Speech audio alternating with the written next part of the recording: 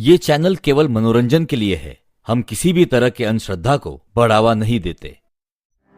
शाम का वक्त था। सारिका अपनी ऑफिस की डे शिफ्ट पूरी करके ऑफिस से निकली ही थी तो उसने देखा कि बस स्टैंड के पास लोगों की भीड़ जमा है।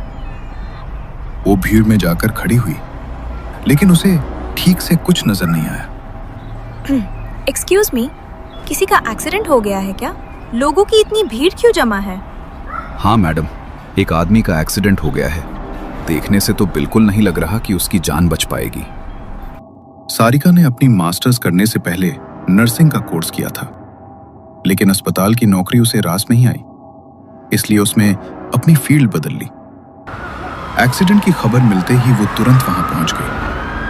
रोड पर उस आदमी का खून चारों तरफ फैला हुआ था। सबसे पहले उसने एम्बुलेंस को कॉल किया, लेकिन ट्रैफिक इतना भारी था कि एम्बुलेंस को पहुंचने में बहुत देर हो रही थी।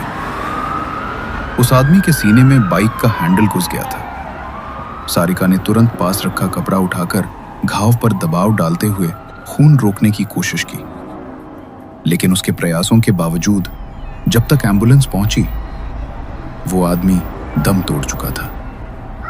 एम्बुलेंस के देर से आने के कारण उसकी जान ना बच पाने का दुख सारिका के चेहरे पर साफ झलक रहा था। वो बेहद निराश होकर घर लौटी।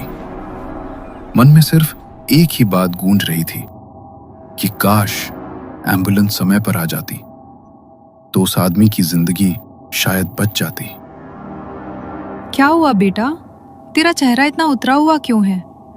ऑफिस में किसी से कहासुनी हो गई क्या? नहीं माँ, किसी से कोई कहासुनी नहीं हुई। ऑफिस के पास ही एक आदमी का एक्सीडेंट हो गया था। बहुत कोशिश की उसे बचाने की, बहुत देर तक उसका खून रोक कर भी रखा, लेकिन एम्बुलेंस इतनी देर से आई कि वो बच ही नहीं पाया। होनी को कोई नहीं टाल सकता बेटा। शायद भगवान की यही मर्जी थी। उसकी आत्मा की शांति के लिए प्रार्थना कर, और तू ज्यादा परेशान मत हो। हर बात को दिल पर लगा लेती है, ये अच्छी बात नहीं होती। सारिका बहुत ही भावुक स्वभाव की लड़की थी। किसी का भी दुख देखकर वो उसे अपने दिल में उतार लेती थी, लेकिन इस बार हादसा उसके सामने हुआ था।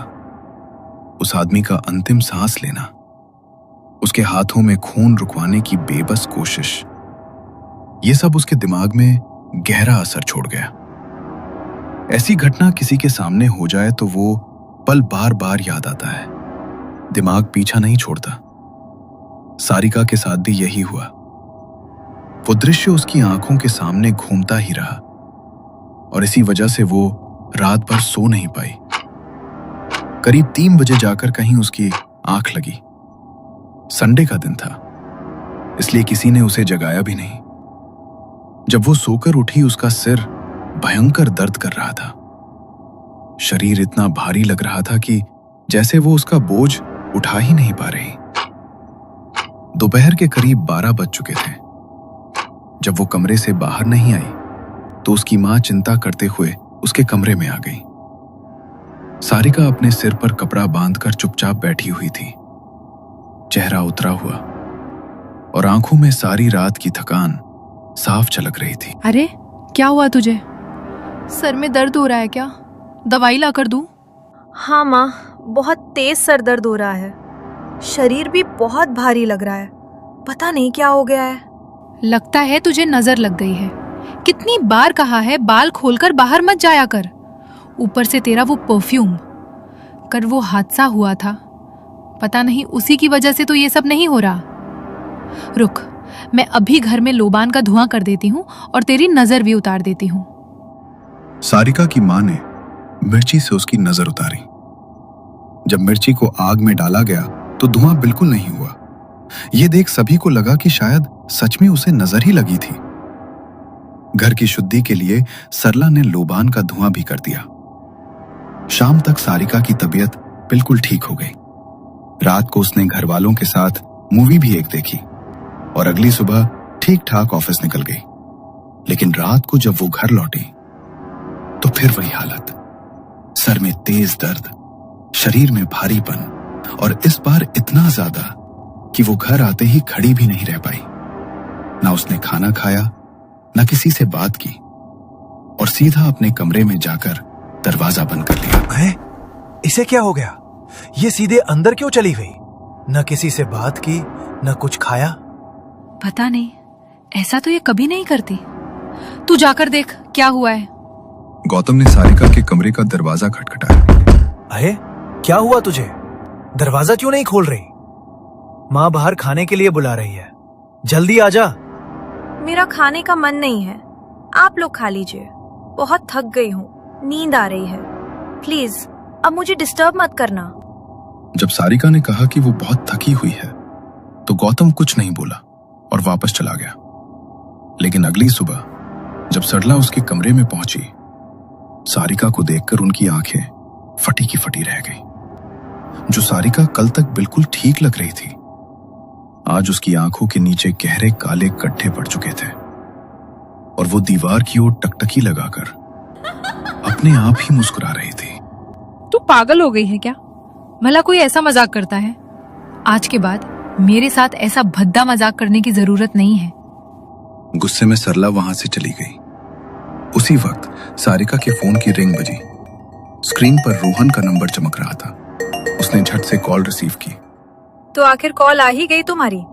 सुनो रोहन, अगर इस बार भी तुमने घर पर मेरे लिए बात नहीं की ना, तो मैं मम्मी को कह दूंगी कि जहां उन्हें ठीक लगे वहीं मेरी शादी कर दे। अब मैं और इंतजार नहीं कर सकती तुम्हारा। अरे बाबा, थोड़ा टाइम तो दो मुझे। अब और टाइम नहीं दूंगी रोहन। 3 साल से तुम यही बोल रहे हो, थोड़ा टाइम थोड़ा टाइम। अब मैं घर वालों को और नहीं रोक सकती।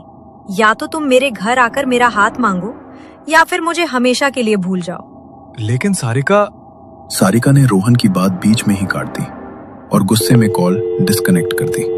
उसे गुस्सा तो था, लेकिन उसके बाद जो हुआ वो गुस्से से कहीं ज्यादा डरावना था। अचानक उसके सिर में तेज भारीपन उतर आया। कमरे की लाइट्स बिना किसी कारण चमकने लगी। माहौल में अजीब सी ठंडक फैलने लगी। सारिका घबराकर अपने बेड के पास लगे शीशे की तरफ देखती है और अगले ही पल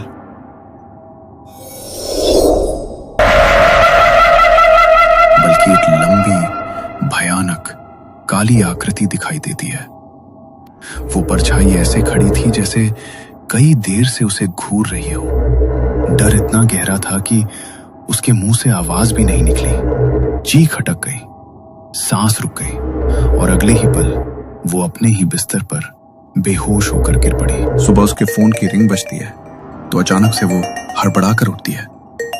फोन पर रोहन की कॉल आ रही थी। वो हाफते हुए उसकी कॉल उठाती है। हेलो। हेलो सारिका, कल रात तुम्हारी बात के बारे में सोचा मैंने। तुम्हारा कहना भी ठीक है। मैंने फ्लाइट की बुकिंग कर ली है। कल मैं तुम्हारे घर शादी की बात करने आ जाऊंगा। ठीक है रोहन, मैं मम्मी को बता दूंगी।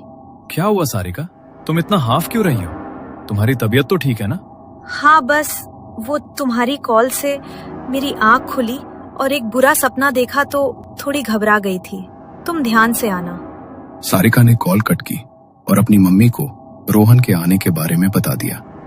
अगले दिन रोहन अपनी फैमिली के साथ सारिका के घर आने वाला था, इसलिए सुबह से ही घर में सारी तैयारी शुरू हो गई थी। सारिका अपने कमरे में तैयार हो रही थी, तभी उसके कानों में एक अजीब सी आवाज पड़ी, जैसे तो कोई बहुत धीमी सी आवाज में उसे कुछ कह रहा हो। उसने थोड़ा जोर डाला तो उसे वो शब्द बिल्कुल साफ सुनाई दिए। सारिका, सारिका, मैं तुम्हारा साथ कभी नहीं छोड़ूंगा। तुम जहां भी जाओगी, मैं अपने आप तुम्हारे साथ आ जाऊंगा। उस भयानक फुसफुसाहट को सुनकर सारिका जोर से चीख पड़ी। उसकी चीख सुनते ही उसकी मां घबराकर उसके कमरे में भागी। सारिका, क्या हुआ तुझे? इतनी जोर से क्यों चिल्लाई? माँ, पता नहीं, मुझे कुछ दिन से बहुत अजीब लग रहा है। ऐसा लगता है जैसे हर वक्त कोई मेरे आसपास ही होता है। अभी अभी मुझे एक आवाज सुनाई दी। वो कह रहा था, मैं तुम्हें कभी नहीं छोड़ूंगा। जहां भी जाओगी मैं तुम्हारे साथ आऊंगा। क्या? ऐसी आवाज? मैंने तेरे पापा को बोला था कि पंडित जी से झाड़ा पोछा करवा लेते हैं, लेकिन उन्होंने मेरी बात सुनी ही नहीं। मुझे तो लगता है कोई हवा तेरे पीछे लग गई है, तभी तो तेरी तबीयत भी ऐसे अचानक खराब रहने लगी है। सरला की ये बात पूरी ही नहीं हुई थी कि धड़ाम सारिका के कमरे का पंखा जोरदार आवाज के साथ नीचे गिर पड़ा। दोनों की आंखें डर से फटी की फटी रह गईं। सारिका का भाई और उसके पापा घबराए हुए अंदर दौड़े, लेकिन तभी डोर बेल बजी। हड़बड़ाहट में सबने खुद को सामान्य दिखाने की कोशिश की और बाहर आकर रोहन के परिवार का वेलकम किया। सारिका भी वहीं बैठी थी, लेकिन वो रोहन को जिस तरह घूर रही थी उसमें कुछ अजीब, कुछ असहज, कुछ अनचाहा था। तुम बहुत कमजोर लग रही हो सारिका। तुम्हारी तबीयत ठीक नहीं है क्या? हाँ, कुछ दिन से थोड़ी बीमार है। डॉक्टर की दवाई चल रही है, जल्दी ठीक हो जाएगी। सारिका बेटा, सबके लिए चाय बना कर ले आओ। जी माँ। सारिका उठी, चाय बनाई और सबको सर्व कर दी। लेकिन जब वो रोहन के पास पहुंची, उसने जानबूझकर गर्म चाय से भरा कप रोहन पर उंडेल दिया। I am so sorry Rohan, पता नहीं कप मेरे हाथ से कैसे छूट गया। तुम्हें ज्यादा लगी तो नहीं? नहीं, मैं ठीक हूँ। सारिका, तुम रोहन को अंदर ले जाओ। बेटा, अंदर जाकर शर्ट साफ कर लो। सारिका रोहन को अपने कमरे में ले गई। रोहन बाथरूम में शर्ट पर पड़ गए दाग साफ कर रहा था। तभी उसे महसूस हुआ जैसे कोई उसके ठीक पीछे से गुजरा हो। उसने फौरन पीछे मुड़कर देखा, पर वहां कोई नहीं था। जब उसने फिर चेहरा आगे किया तो उसे लगा कि एक काली छाया उसके सामने से झट से गुजर गई। रोहन का दिल तेजी से धड़कने लगा। वो जल्दी से बाहर आया। सारिका आईने के सामने बैठी थी, एकटक खुद को देखते हुए, हीरे की तरह ठंडे चेहरे के साथ अपनी उंगलियों से बाल संवार रही थी, जैसे किसी और दुनिया में हो। अरे, तुम खुद को इस तरह एकटक शीशे में क्यों देख रही हो? पता नहीं क्यों, लेकिन आज तुम्हारा बर्ताव बहुत अजीब लग रहा है मुझे। इतने सालों से तुम्हें जानता हूं, पर आज जिस सारिका से मैं मिल रहा हूं वो मेरी सारिका लग ही नहीं रही। ठीक कहा तुमने, मैं तुम्हारी सारिका नहीं हूँ। क्या मतलब? मेरा मतलब है मिस्टर रोहन, जब तक हमारी शादी नहीं होती तब तक मैं तुम्हारी नहीं हूँ। मुझे अपना बनाना है तो पहले शादी करनी पड़ेगी ना। ओ, तो ये बात है। फिर तो झट मंगनी पट शादी करूंगा मैं तुमसे। वैसे तुम आज बहुत सुंदर लग रही हो। रोहन प्यार से सारिका के बाल सहलाने लगा, लेकिन हर बार उसकी उंगलियां सारिका को छूती, सारिका के चेहरे पर एक बेचैनी, एक अजीब सा गुस्सा उभर रहा था। अचानक उसकी गर्दन अजीब तरीके से अकड़ने लगी, जैसे कोई अदृश्य ताकत उसे मोड़ रही हो। उसकी गर्दन टेढ़ी हो गई। अस्वाभाविक ढंग से रोहन की सांसें रुक गईं। ये क्या हो रहा है तुम्हें? सारिका, तुम ठीक हो ना? ये क्या कर रही हो?